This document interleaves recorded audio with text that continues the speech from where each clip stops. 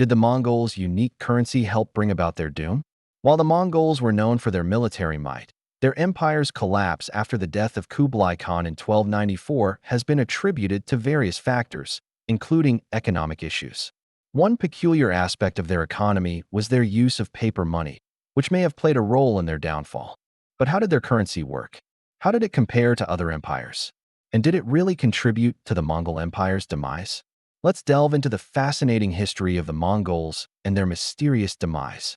Before we get started, be sure to subscribe so you don't miss out on any of our latest videos. The Mongol Empire, founded by Genghis Khan in the 13th century, was one of the largest and most powerful empires in history.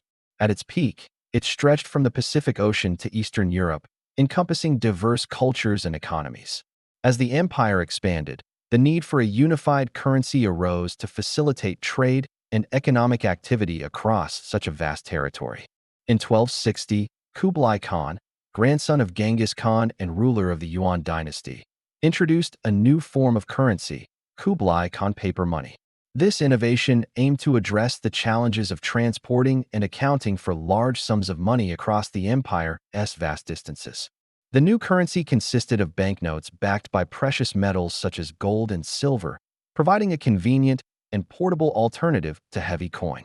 The introduction of paper money during the Yuan dynasty marked a significant departure from the traditional reliance on precious metals for monetary exchange within the Mongol Empire. Prior to this, the value of goods and services was determined by the weight of silver used as a medium of exchange. However, with the adoption of paper currency, transactions became more efficient, and long-distance trade within the empire's diverse regions was facilitated. This shift towards paper money allowed for a more standardized and centralized economic system, contributing to the growth of commerce between the various cultural and geographical divisions of the vast Mongol Empire. Despite the initial success of the currency, several challenges and controversies surrounded its implementation.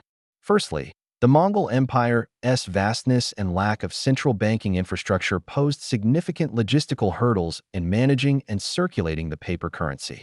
Secondly, concerns arose regarding the devaluation of precious metals as the paper money became more prevalent, leading to potential economic instability.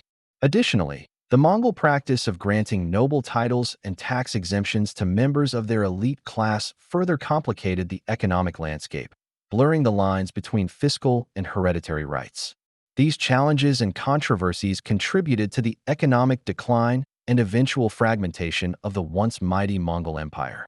As the 13th century progressed, the Mongol Empire, despite its vast size and military prowess, began to experience a series of internal and external pressures that ultimately led to its decline and eventual collapse.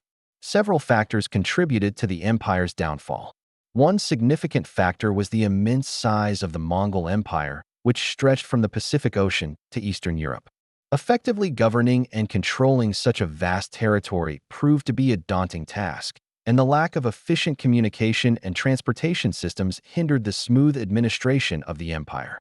Furthermore, the diverse cultural and linguistic differences among the various regions under Mongol rule created challenges in terms of unifying the empire and suppressing internal rebellions.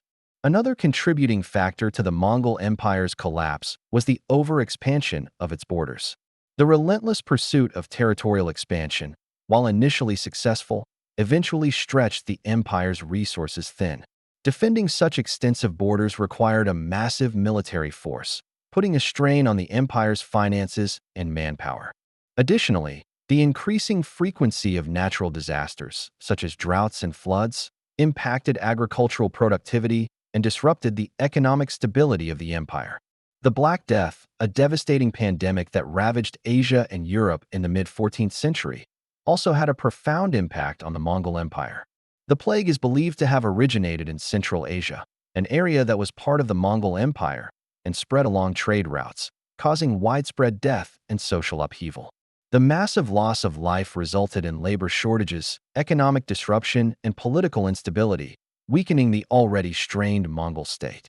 Lastly, internal conflicts and succession disputes played a role in the empire's decline. Following the death of Kublai Khan in 1294, the Mongol royal family engaged in a power struggle that weakened the central authority and fragmented the empire. Rival factions competed for control, leading to civil unrest and the eventual division of the Mongol lands among various khanates. In conclusion, the collapse of the Mongol Empire can be attributed to a combination of factors, including the challenges of governing a vast and diverse territory, the strain of defending its extensive borders, the impact of the Black Death pandemic, and internal conflicts over succession. The Mongol Empire, despite its impressive achievements, ultimately succumbed to the pressures of maintaining control over such a massive and heterogeneous realm. Its demise marked the end of an era in world history and had significant consequences for the political and cultural landscape of Eurasia. What do you think? Did the Mongols' unique currency play a role in their empire's collapse? Let us know your thoughts in the comments section below. And don't forget to subscribe for more captivating historical mysteries. Thank you for watching.